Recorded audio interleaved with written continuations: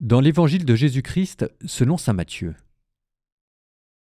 En ce temps-là, l'un des 12, nommé Judas Iscariote, se rendit chez les grands prêtres et leur dit : « Que voulez-vous me donner si je vous le livre ?» Ils lui remirent 30 pièces d'argent, et depuis, Judas cherchait une occasion favorable pour le livrer. Le premier jour de la fête des pains sans levain, les disciples s'approchèrent et dirent à Jésus : « Où veux-tu que nous fassions les préparatifs pour manger la Pâque ?»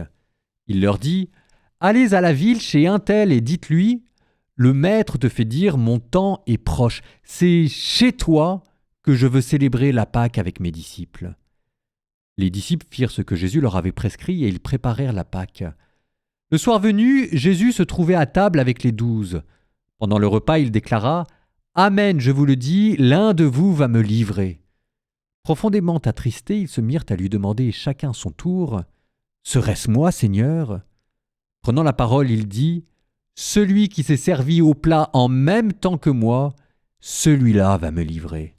Le Fils de l'homme s'en va, comme il est écrit à son sujet, mais malheureux celui par qui le Fils de l'homme est livré. Il vaudrait mieux pour lui qu'il ne soit pas né, cet homme-là. » Judas, celui qui le livrait, prit la parole. « Rabbi, serait-ce moi ?» Jésus lui répond : « C'est toi-même qui l'as dit. »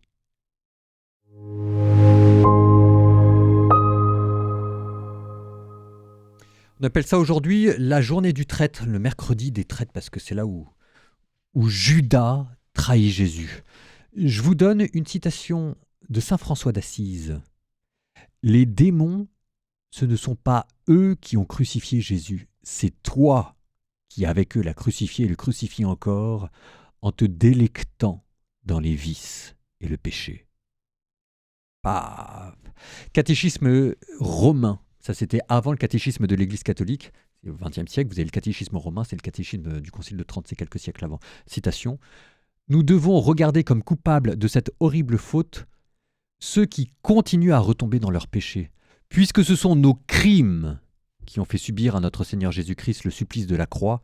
À coup sûr, ceux qui se plongent dans le désordre et dans le mal crucifient de nouveau dans leur cœur autant qu'il est en eux le Fils de Dieu par leurs péchés et le couvrent de confusion. Et il faut le reconnaître, notre crime à nous dans ce cas est plus grand que celui des Juifs.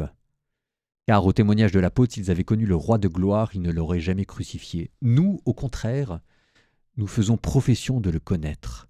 Et lorsque nous le renions par nos actes, nous portons en quelque sorte sur lui nos mains meurtrières.